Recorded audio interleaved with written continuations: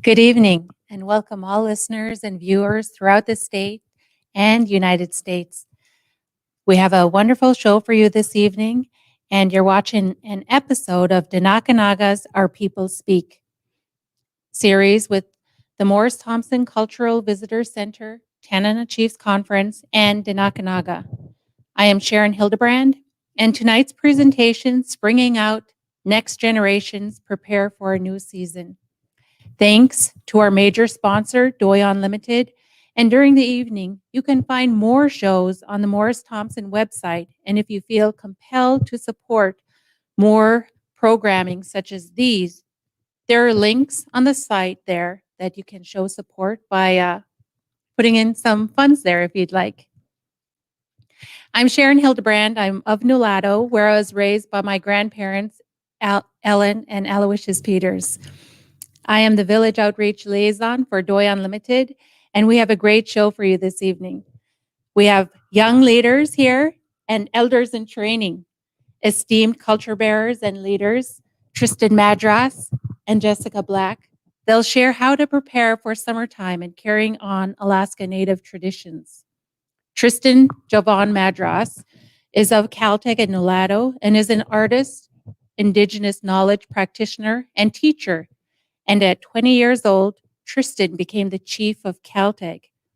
Tristan, can you tell us a little bit more about yourself, please? Tristan Madros Souza, Ina Cora McGinty Madros, yes, Ita Franklin Madros Jr. Hamus. Gasta Hutz Danslet, Nulachda Lista. My name's Tristan Madros. My parents are Cora and Frank Madros, and I'm from Caltech, currently living in Nulato.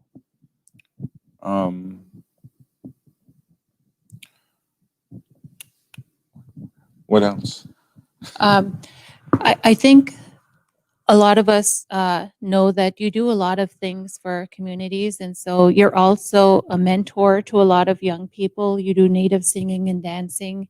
You do a lot of things for the university and for the school systems, teaching our young people how to beat, sew, sing, dance. So you're a natural culture bearer. So thank you. And thank you for taking time out of your busy week here in the big city. Yeah. Anything else? No, I don't think so. Okay. You could just share as you think of it as we go along through the evening, too. Yeah. Yeah. Thank you, Tristan. Yep. And we also have Dr. Jessica Black. Welcome. Dr. Jessica Black is Gwich'in Dina from the villages of Gwich'aje, Fort Yukon, and Togatili, Nenana, Alaska. She currently serves as the assistant professor in the Department of Alaska Native Studies, Rural Development, and Tribal Governance at the University of Alaska Fairbanks. Welcome, Jessica. Would you like to share more, please? Yeah. Yes. Shojri Jessica Blackoji, Gwich'aje Gwatsan Ithli, Za Takatili, Zani Tanangwichi, Shahan Marlene, Shiti Bill, Shitsu Tsa Shitsi Sarah Tsa Isaac John Gwich'aje Gwatsan Hisha. Good evening, everyone. It's good to be here. My name is Jessica Black, and my family is from Fort Yukon, but I also grew up in the village of Nenana, and I currently live here and work in Tanun or Fairbanks on the traditional homelands of the Lower Tanana Dene. And I just want to say Masit Cho for their past, present, and ongoing stewardship of these beautiful lands. My mother is Marlene DeRochers, and my father is Bill Black. And my partner is Danny Lee of Arctic Village, Vajranko, and we have a daughter, Aurora. So it's good to be here tonight. Thank you. Welcome. Tristan, can you tell us a little bit more about some of your upbringing and where you saw being a culture bearer was important? I think it was partly being raised in a village and also by my grandparents. As part of that younger generation, we were very fortunate to have known the old elders of Caltech, like for instance, Grandma May, Grandma Maggie, and all them, and that's what I feel best about. Is just remembering to actually having known those old elders, and it was I would always had to be around them. Me and my cousin, her mom was the cook for the elders lunch program, so we'd go into the blue building where they had their lunch, and we're not supposed to be in there, but we'd actually just go in there, and her mom would let it go because that's her mom. And then those elders would love it too because they would give us their cookies or something from their lunch, and just to hear them speak in that native language, it just always amazed me. And seeing the things that they were able to do, like some of the grandmas knitted, or some of the old guys, they did other things, um, carpentry wise and stuff like that. It was just always amazing to me that how they could do that with their hands, like knitting a fishnet. That's always one thing I wanted to learn, and just things like that. And then also growing up in the ladder too, there was so much elders there growing up, and that was what it's just all my upbringing growing up, both Mulatto and Caltech was a big part of that, where I'd learned from the elders. I remember seeing pictures of you with the elders, you sitting around as a kid, and I think that you took it pretty serious, or maybe you took it as a privilege to have that opportunity to learn from our elders. Such an honor. Mm-hmm. Yeah. That was one of the things. Was well, I was mischief too, but Grandpa told me when we go into the hall, we sit there and we listen. That's just like our school, he said. That place is just like our school too. That's our school too, he said. And in a way too, it's our church, because we're going to hear stories from long time ago, and they're going to share, elders are going to share experiences and things with you in there. So I always held that part too to me. It's just every time I go in the hall, and that's why I was always kind of drawn to elders as a young kid. And honor that space. Yeah. Oh, beautiful. Thank you, Masi. Jess, Dr. Black. When was it in your upbringing that you felt it was important to carry on these traditions that were being taught by the elders that you were around? Yeah, thank you for that question. I very similar to Tristan, I grew up with my grandparents and my two great grandmas, and just as kids we always had to help take care of them, bring them food, and if we were blessed with fish or whatever, we would give them the best parts. And so we just growing up, we always ran down to our great grandma's house, or ran up and brought them the best of everything. And so I think just from an early age that was instilled in us, and I was with them a lot. In fact, a funny story, I used to spend the night with my great grandma so much that everybody told me I smelled like an old lady. But I loved it, I'd sleep in her little tiny twin bed with her. And in fact, my great uncle, her son who lived with her, at some point told me I was too big to sleep with grandma, but I always enjoyed taking care of her. And right up until she passed away, just doing things for her, because as you both know, just our grandparents are so special to us and they love us so much. So when we can return that love, it's just such a blessing. So I think just growing up in the village, you take care of older people and they love you so much. It's just very natural to want to do something for them, whether it's pack water or, like for my grandma, my great grandma, she went blind. So I would do things like brush her hair and stuff like that, just to make sure she liked to always wear a dress and look nice every single day. And so I think it was just built within our family system. And then the question about when I realized it, I think, is as I got older, and probably really when I went off to college, because growing up in the village is so much a part of your life every single day. But when I went off to college, it really sunk into me just how much I missed that, because I was away from home. And so I think it's just built within the culture. And then when you're separated from it, the daily interactions is when you are able to reflect on how special that time was. So for me, it was just very much a natural part of our life. And then when I moved to Ninana as a small child, it was just similar, because I lived around, Native people. And so you would give them your best fish or meat or the best parts of the animal, and then do whatever they asked you and take care of them. And of course, the love was always reciprocated, but that's not really why you did it. You just did it because it was built into our culture. And so I would just say that, it just my whole life, I kind of knew it. Beautiful, Masi. Yeah. I remember my cousins and we used to fight to sleep with grandma too. Yeah, it's so cozy.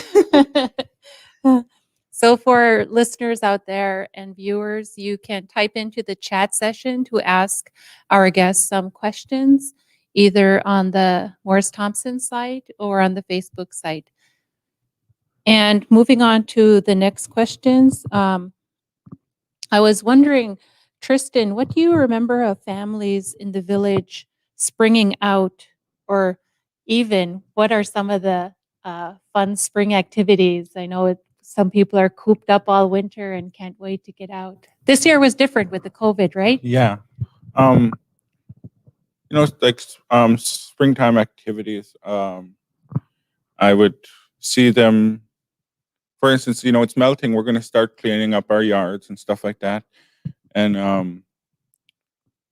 I don't think any families at home in Caltech spring out anymore. But the younger guys, some older guys too, will take them out and go over to Caillou by snow machine. And they're going to start geese hunting and stuff like that. That's always fun for them. I never did go, but it was always fun hearing about it from my friends that did. It comes with its dangers too, because sometimes they have to go across open water with their snow goes. But just the joy that my brothers have, when they did it, and just hearing about it was always fun. But like right now, the people would be winding down from their potlatches, like at home. We're winding down. They'll be winding down from their potlatches and then start getting into like spring carnivals and stuff like that, and just try to keep that. I don't know how to explain that feeling you get. It's just like sometimes a sad feeling. Just try to keep that at bay and keep busy and prepare for the next season. Grandma told me, she said they right now are, even maybe a few weeks ago, that's when they would all move into Caillou and stay there till after the ice go out. And they're up there are gathering up their foods like beavers, ducks, muskrats, geese. And I asked her how they stored them. She said we used to salt them, the ducks and stuff like that. And they would half dry some of them. And just seeing the smile on her face when she talked about it was good. Just brought back memories. And now nowadays, for instance, my family would start getting our things ready for the summer season. For instance, we'd start ordering our jars, for fishing, our Ziploc bags, food saver bags, our things we're going to need for the summer season. That's really good advice, and not buying all those things at one time, but over a period of time, because it's easier on the wallet too, of course. Yeah. Yep. And then all your nephews and cousins would be coming back with the suntan, huh? Yep. They'd be coming back. Just right here, from here down is brown. It's up here, just all light color. They're springtime tans. Thank you. Yeah. Jess, what do you remember of your families in the village springing out or even doing spring activities? This year it was a little different with the COVID. What are some of the things that helps our families get out and stuff? Yeah. So, like Tristan mentioned, muskrat trapping is really big in the Yukon Flats. In fact, when I went home a couple weeks ago, I got to eat muskrat. It was so good.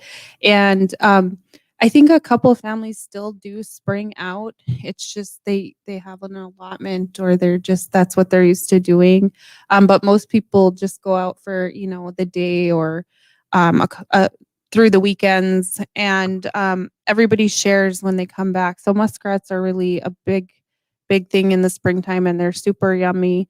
Um, some of my elders taught me growing up that it's really good to put your moose skin or your caribou skin out in March because that's the wind will just help like break it down. So as you start finishing off the tanning process, it'll be easier for you to work on. So growing up, I always saw a lot of skins, and one elder, Grandma Mary Simple, the late Grandma Mary Simple, she's the one that taught me a lot about like how you do the tanning process and when's a good time to put them out because the wind really helps. And you can do that even for other animals too. Is like get that wind on there. It helps break down like the toughness of the skin. The other thing, I was talking to my significant other, he's from the mountains, and they they go hunting for ground squirrels too in the spring. And so he said you do muskrat trapping and you also hunt for ground squirrels in the springtime. He also really emphasized, and this is what I remember growing up with my grandparents, is you are always ready. So before you go hunting for birds, you have to clean your guns really good, and then you put everything from winter away really good, and that's just showing not only the animals but the creator that you're prepared for the gifts if you are gifted like a muskrat or a ground squirrel or birds. So you take really good care of your stuff, and it's the same. You both know in fishing, you always make sure your knives are sharp and your table's really clean, and just the preparedness for whatever you're doing is really important. And so growing up, that's what we do. My grandpa was a trapper, and he would finish off his trapping, and then he would have us all get ready and prepared for springtime. And with birds too, you would just take care of them when you're out on the land, like um, pluck them and singe them, and then you bring them back and you just start gifting your first ones to those elders, and maybe even like a mother who doesn't have a provider for some reason, you would make sure that all those people are taken care of first, and then you'll always have good luck, and it's just taking care of your village. So those are things that I remember. I'm coming back, and before we would eat anything, we'd just go share with everybody else first. Yum. Thank you, Tristan. So Linda, one of our viewers, asked, why is muskrat hunted in spring? And is the meat best then? Would either of you like to answer that? Yeah, so it's the time of year, I think, before they have their young ones. So and they taste good then. But with muskrat and also birds, you always want to make sure you do it before they get ready to have their young ones, because there's a certain time in the season, like you stop trapping for muskrat and you stop hunting birds because it's their time to prepare for their young ones. And it's very natural, the seasons for us. One time I had a very awesome experience. I got to look at some transcripts from 3 elders who talked about the seasons and look at this a seasonal round, and they said when you're out on the land so much and you're in tune with the seasons, and it's time to stop trapping and also stop hunting birds, because the animals, they behave a certain way that they're starting to prepare for their own families. And so It's just the right time. They also taste good. It's that's when they're kind of active and the weather's right to trap them. So there's a lot of different reasons why, but those are some that I know. I don't know if Tristan has other thoughts. Um, I definitely know that it's because they tend to be fatter around this time, and like Jessica was saying, was they are preparing, and then they'll stop a certain time because they'll let them prepare to have their young ones. I know we do that with beaver too. In the springtime, we canoe and we'll shoot them, and but then at a certain time they'll tell us that's enough because they're going to have their young ones. And also the muskrat, I know, because they start fighting.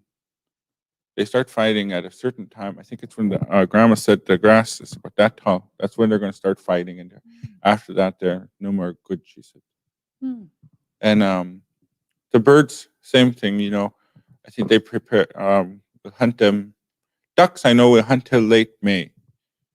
Maybe, yeah. And I think June. That's when we kind of stop. Yeah.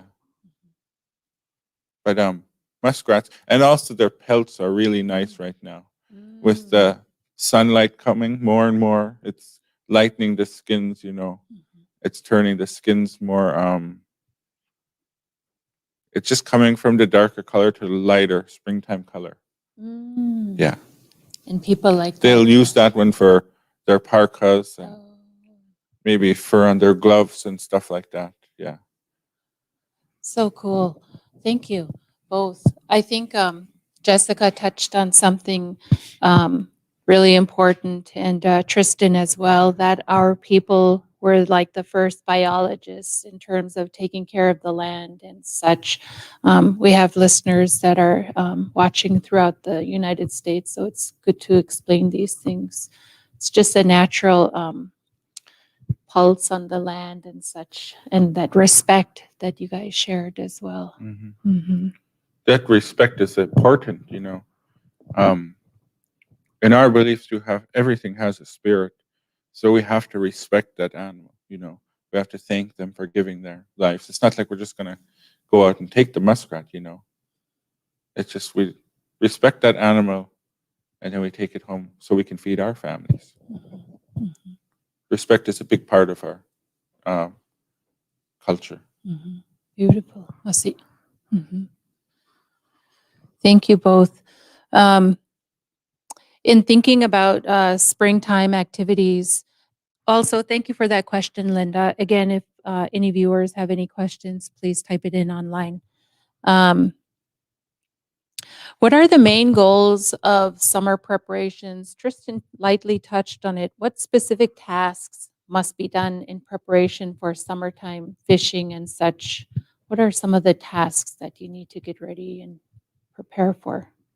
Yeah, so like Tristan said, with fishing, which is I come from a fishing family as well, is you're always thinking about the fish. So I would say even nowadays we're watching the fishing reports and calling in and starting to participate in anything related to fish. I actually spend a lot of my working career studying fish and the importance to our people and what does it mean when the numbers are declining and how does that have an impact on us, not just for our freezers, but our physical, spiritual, and social well-being. But we are preparing right now because I fish with my family. We are talking about what we need and like trying to divide up the tasks of preparing. So maybe our net, we have to fix our net, which Tristan brought his net, and but we're thinking about like taking care of our net, looking at it, hanging it up, making sure it's ready to go. Just looking at our knives, just all of the things that we need for fishing, making sure that everything is ready to go. And if we need to order something new, we have to do it now because a lot of times things sell out. Like a fishing net is really, it's like a hot commodity because there's a certain kind of net that you need and a size. So you got to make sure that you have that. So you're ordering stuff, the jars. For us, our family, our fish camp is kind of just eroding away. Climate change has really changed the the channels in the river. And so we're always watching breakup, because breakup is a big indicator. If it's a very rough, fast breakup where the ice is just moving in big, large chunks, then we're kind of thinking, what does that mean for our fish camp because of the bank just moving? Every time the bank erodes, it really impacts our camp. So then we have to think about if we need to move our camp, and that takes time. Where I'm from, we also fish with fish wheels, but that preparation will come a little bit later because you have to go get poles and stuff. And right now in spring, it's not really possible to get everything ready, but you could put together a fish wheel in, not very long. I mean, it's a lot of work, but you would do that a little bit later. So you just have to think and prepare. And then for me, because I'm a very spiritual person, I'm always praying at this time that everything works out for the fish, for the land, for the animals, and that our breakup is a good breakup. Breakup's really exciting. It's a springtime activity too. People like to watch the river. So, because that just tells you a lot about like if it's going to be a fast breakup or if it's going to be slow. And then, like Tristan said, if you could travel for birds, like hunting birds, sometimes people would travel on a snow machine, but if it's a fast breakup and the ice just comes, like people might go out on a boat or something. So there's just a lot to do to prepare. But one thing that my elders taught me, and I always took it to heart, is they said, always be prepared. Even say you're all ready and you aren't, like, you try your best, but maybe you didn't have good luck. You'll eventually regain your luck, because being prepared, just showing that respect to the animal and the land, and that you're always willing to like put in the extra work. So that's just what I try to do. Beautiful. I remember as a little kid, the spring breakup was so exciting. We'd be all running downtown to the Yes. riverbank to watch the ice go out. Tristan, can you tell us what are some of the main goals of preparing for the summer tasks that are coming ahead? What are some specific things that you and the family have to prepare for? It's, I guess right now we would start like ordering things, but then the real preparation will come in May, when we're going to start after the melt, and we'll start taking out our fish nets and hanging them, and then we'll start looking at where it needs to be repaired. Sometimes we got to order new floater lines or something, and we'll have to take that old one off and put the new one on. Or sometimes we got to order new nets. They don't use the twine nets anymore. They use monofilament nets, so we can't really repair those. So we just buy the whole new net. And right now too, we'll be emptying out our smokehouses, drying them out, or not now, but in May, we'll start trying to dry them out. Like my family, we use it for kind of a cache storage. We'll put all of our fish tubs and stuff away from the previous season. Sometimes we'll have what we call katsitla in there from the previous fall. That's fermented fish, and we'll start taking that out and getting ready for our fishing season. Cleaning up around our house, because at Caltag they grade the roads, so we have to make sure our driveway is clear in order for them to grade it. We don't want them to bump anything with their big tractor there, or else they were preparing to put our snow goes away and things like that. Make sure the boat's ready too. That's one of the main things. We have to make sure our boat's ready. That comes in May too. Right now, it's just a wind down and relax. And after all the potlatches and the spring carnivals and stuff like that. And then that's one of the things. Basically, you'll be preparing for the next one. Like Jess was saying, they use fish wheels. We do too down at home. The commercial fishermen use it. And they'll maybe right now, whenever they come to Fairbanks, it's different this year though with COVID. They village lockdowns and stuff, so they're not able to travel like they used to. So maybe it comes into ordering. I know online ordering became a big part of our lives. They'll maybe start ordering their spikes and netting and stuff like that to build their fish wheels. And yeah, basically wait till May. And then I know with breakup, it's exciting. And also there's also that fear of watching it, thinking, you're hoping that there's not going to be an ice jam. There's not going to be a flood. Nowadays, floods aren't as common, but back then it was a big thing. I remember them saying that they'd prepare for a flood, and it was always that hesitation. Then after the ice starts thinning out, then that fear will relax.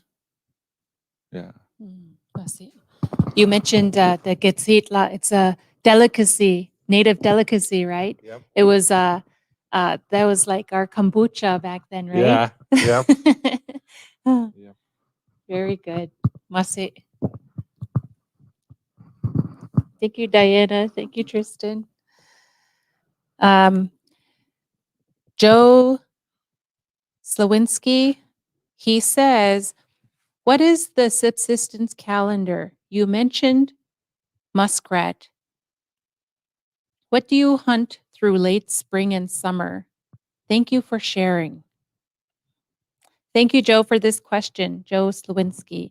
What is the subsistence calendar?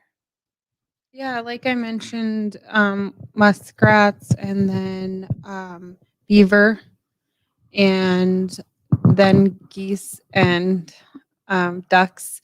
Right now in Fairbanks, everybody goes to Kramer's Field and watches all the birds. And then, I'll get a text or a call from my family say, have the birds landed in Fairbanks yet? Because then that's a good indication that they're going to be flying, to our villages shortly after. And what Tristan mentioned, the COVID lockdowns, and some villages have allowed their tribal members to come to town to, shop or something and then get a test in return. I noticed that when my family all came, they came and the first thing they were looking for was some shotgun shells, which are really hard to find right now. Yeah. And so, again, just preparing for those birds. And when I went home a couple of weeks ago, I had muskrats, and then my friends in a nearby village, they were all eating beaver. So the seasonal round right now is muskrats and beavers, and then birds. Where my partner's from in Arctic Village, they are really big into ice fishing. So pretty soon they will go up to their traditional lands, their homelands, Old John Lake, and they will do ice fishing pretty soon. So it just really depends on where you live too, because all of the villages are a little bit different, and they might have different animals that they are accustomed to harvesting at this time of year. And so one thing I always suggest is, if you can, talk with your elders and your cultural teachers like Tristan and do story time. And then you look at those stories, and you can even have a seasonal round, like a poster, and you could put art, and you could use your native language for the different animals, and you could hang it in the school. So the stories are shared, and then they have like a visual representation. I worked on a project with the Council of Athabascan Tribal Governments where I was able to listen to a bunch of elder recordings, and then we did a seasonal round and hired a young Native woman to do the graphic design, and it's hanging all in the schools and at the tribal hall. So that's really fun to do because you get a lot of good stories. Then, in fact, with the flooding, one of the elders shared how the flooding, yes, you always had to be prepared for a flood. And it is scary because you have to keep your village safe. But a flood can also, if it's not bad and it doesn't hurt anyone, it could be really good for the land too, because it makes the willows pop out. And that's really good for the moose and the animals who like to eat the willows. So he was talking about, it's can be scaring. You have to be prepared and safe, but it's also can be really good for the land in some ways. And so just hearing those stories was really awesome, and it really taught me a lot about the importance of this time of year. The last thing I'll share is he talked about spring is renewal. So the animals bring new life. That little bit of sadness you mentioned, Tristan, and you keep it at bay, it's kind of like the rebirth of the year. And I'm still trying to understand everything he told me in that moment, but he said spring is renewal of life, of like your spirit. And so you just need to think about that too. And so I'm still thinking about it a couple years later. Let's see. Tristan, can you tell me what is this subsistence calendar? And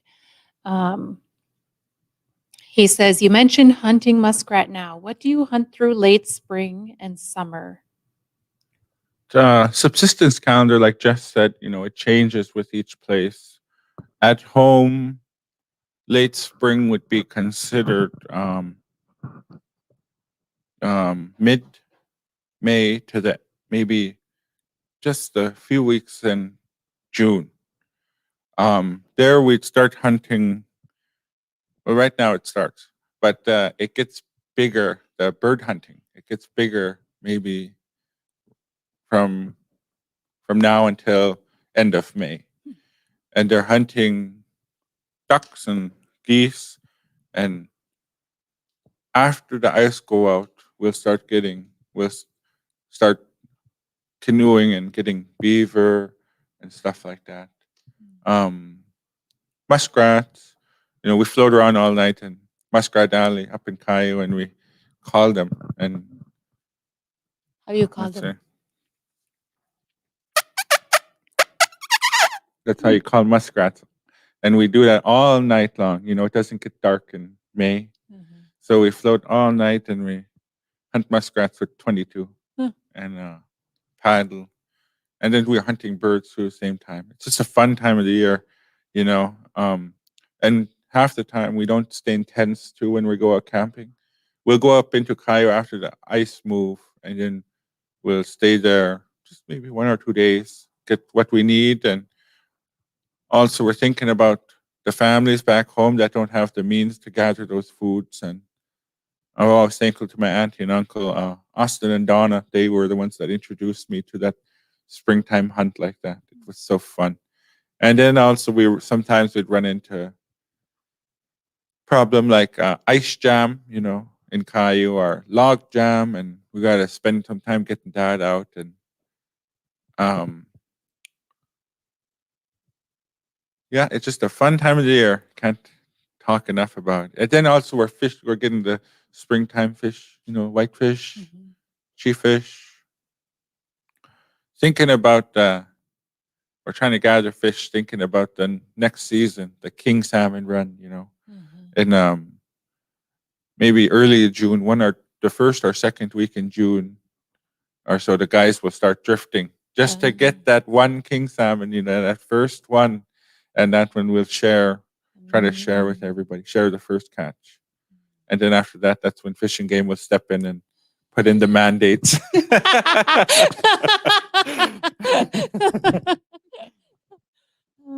But yeah, and then so those are the things we're hunting: is the ducks, geese, beaver, muskrat, and also fishing. Yeah, I think some people too, they gather eggs at a certain time of year. I know in some places bird eggs are really popular. So that's another thing. It just again depends on everywhere you live. But I've tried seagull and other eggs, and they were really good. So That's what I forgot was maybe after the ice go out and the gulls come, the seagulls. That's when we start running around on the sandbars, running through the sandbars, looking for their nests and gathering eggs. There's a certain time with that one too. They tell us we can gather them, because after that, that's when they'll start forming inside the egg. Then we have to quit gathering. Wow. Good stories.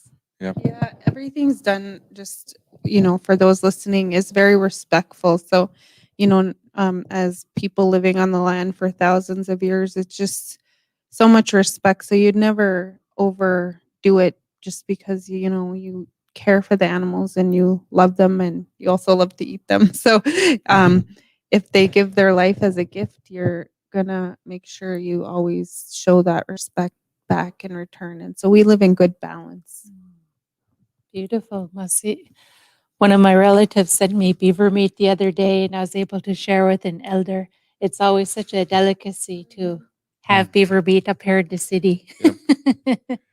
I think the only time we really eat beaver meat is right about now, because we're thinking, sometimes they'll bring somebody to give us one, and that first one is just the best. Just like that first pot of bird, soup, duck soup or geese soup, that's the best one. Just like the first king salmon, the one you cook, that's just the best. Yum. Thank you both.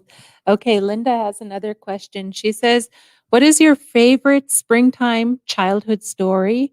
We used to play outside catching lemmings in the spring." Oh, Faith Ida. Thank you, Faith, for that question. She says, "What is your favorite springtime childhood story? We used to play outside catching lemmings in the spring." Thank you, Faith Ida, for watching. And then I'll get to the next one afterwards. My childhood wasn't that long ago, So I'm having they're just there, those memories. Our favorite activity in Caltech was the runoff from the airport. It just makes a creek that used to run through the middle of town. And one thing we always loved doing with that creek there was we'd dam it up, and then we'd break it.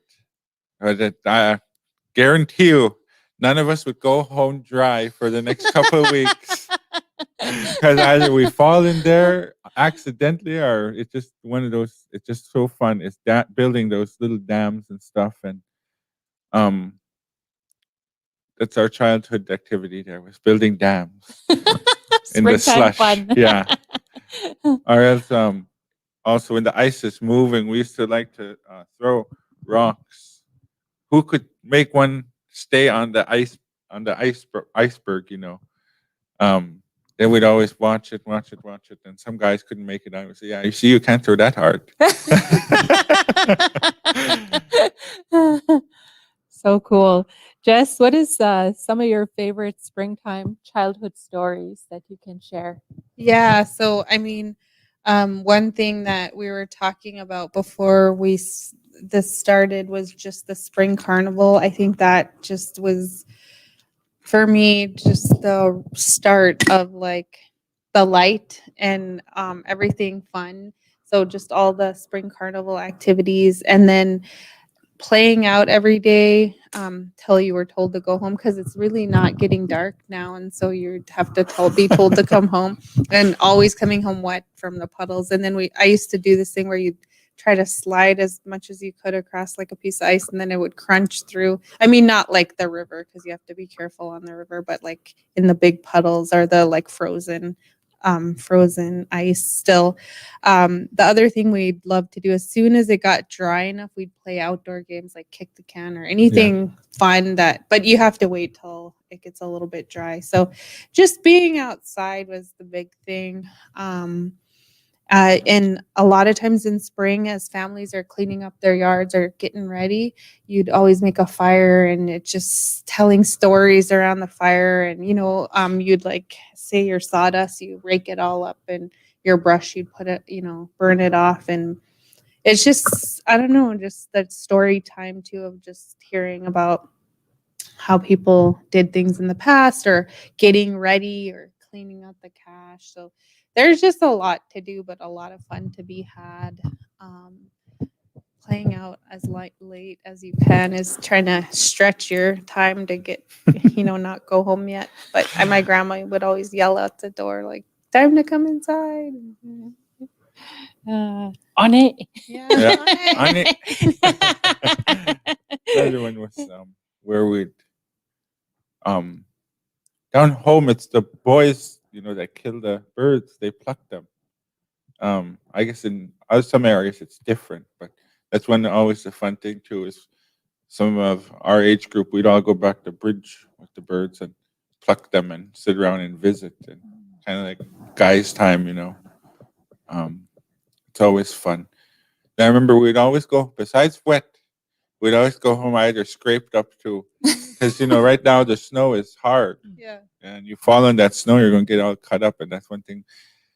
See, I told you not to play out, Mom used to tell us. Then I think too she gets tired of doing our laundry every other day. And then we go through and we go through everybody's rubber boots in the house because our rubber boots get wet, so we got to find another pair. Then we get another pair, and by the end of the week, everybody's rubber boots have been wet. And we don't care if those rubber boots are big on us; we're going to use them. So awesome.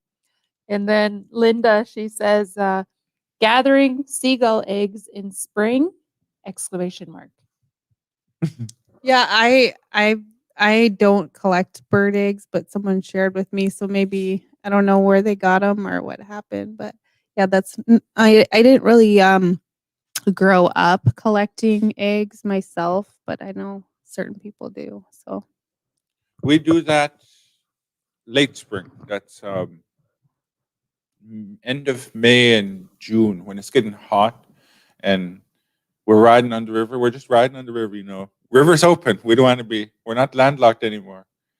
That's where that sadness comes back into place. When we're landlocked, we can't. We're just stuck. So after the ice clears and we're riding, we just go riding anywhere. It don't matter where we're going to go. We're going to go riding in the boat, and then that's when we'll start. The sandbars will come out in about June, and that's when we'll start searching through the willows. The willows on the sandbars are so this high. The nests are down there. We start running through them, having a blast running around in the sandbar looking for eggs. We don't get too much, we're not going to get a whole bunch because we have to store them. Yeah. And I think Jessica touched on it briefly that our people knew how much to take and not to over trap the beaver dams and such. They left some there. And I think our people knew how much to take and how much to leave. Yeah. Yeah. Not to over trap an area. Yeah. Yeah. Yeah. It's just all about leaving enough for them to come back. It's like it's not like we humans own the land. We have to coexist with the animals around us. Yeah. Beautiful. Masi. What are there? Well, we shared that. Why are Native traditions so important to you? And you see many young adults who do not carry on their traditions. What made you do this? And what are some of your advice to our young people if they want to get involved? yeah, so for me, like I mentioned in the beginning, just growing up within our family, it was just kind of expected of us. So at first, how do I say this? It just was the way we lived our life. So it wasn't necessarily a choice, but then I grew to understand and appreciate it, and so glad that my family that's the way I was raised. But carrying it on, I think, for myself, I live here in the city, and I wouldn't say it's hard, but it is, I still go home and we still go home to my significant other's village. And that's just what we do to keep connected. I think growing up in the village is a little bit easier because everything's right there, right? So you hop in your boat or your snow machine and you're just right there out on the land. It takes a little bit more preparation here, but it's important. So I do make sure that like my daughter has that opportunity. I think for younger generations, I think it's both just taking that opportunity to learn. I was talking with the elder this weekend, and he was telling me how he was really impressed. I guess this young woman just went up to him and said, "Oh, I'm so and so, and this is my family. What's your name?" And he said his name, and he said, "Yeah, I really like that because then it just shows respect, and now I know who she is and who her family is." And So I think just for young people taking that opportunity, but I also think for people like Tristan and I and you and older adults that we take the opportunity to reach out to our young people, because living in the city, it is hard. Not everybody has the opportunity to get home to their village. So what kind of opportunities can we provide them here? Or to go back to their community and get connected, because there is that sense of connection to the land that can't really be explained unless you're there. But we can create opportunities like culture camps, and also like Tristan has been here for a couple days and doing different cultural teachings and activities. And so just creating those spaces and talking with young people to not be shy and just jump in. I think a lot of them are afraid of making mistakes.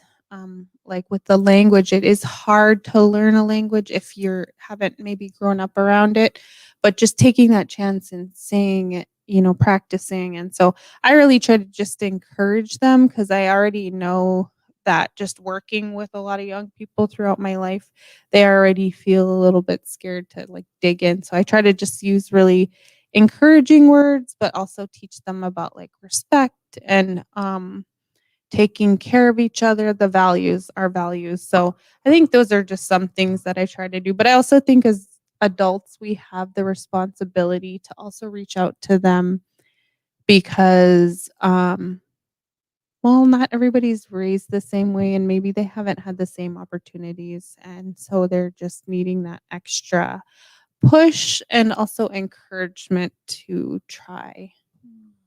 Such good advice, Masi. Tristan, um, what are, let's see, what are some of the Native traditions that are important to you? And what is some of your advice to the young people to carry on these traditions? It's pretty a broad question. Mm-hmm. To me, a lot of the song, singing, and dancing, to me, it's one important part, because, well, for your spiritual connection to the people and the spirits, that's one of the ones that's very important to me. And then also the respect, that you have to have respect for everything. You know,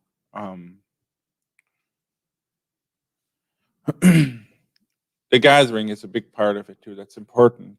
It's not that's not like we're going out shopping for food. It's also the spiritual needs, and just that feeling you get when you're doing it. I can't explain that feeling there.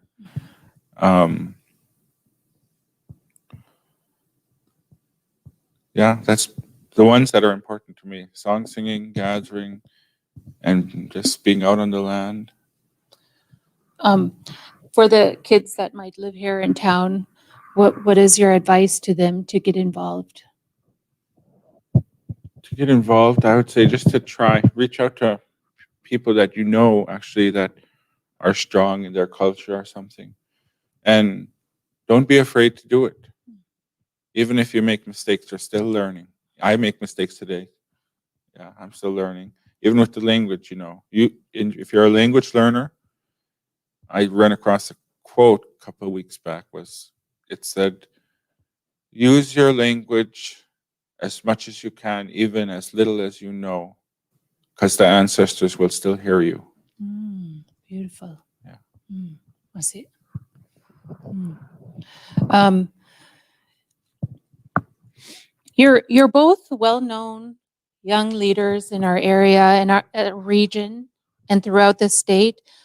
What would you say to those younger than you about the importance of the connection to our traditional ways? Yeah, so for me, just I can't say enough about the importance of it. I actually look back out on my life and I realized that my best memories involve just being out on the land with my family or friends, gathering. Stories come out, and then people are laughing, lots of laughter and joking, and time to be serious and quiet and reflect. But also, like, during the challenging times of my life, I realized that I made it through those times through tapping sort of into just my values, of just being strong and prayer. I'm a big believer in prayer, just growing up very spiritual. I mean, my grandparents were church going people, but they were also very spiritual in how they treated the animals and just how you even talked about nature. And like, you would never you would have a certain way to talk about things, that you weren't assuming anything, and you had utmost respect for nature. So through prayer and spirituality, talking with elders, or maybe just being quiet and listening, the answer always comes. So I think for me, the importance to the traditional ways is that it helps you to be strong when you're struggling, but it also helps you to really enjoy life so much, because there's a lot of fun in it too. Like, even in the language, a lot of elders will say there's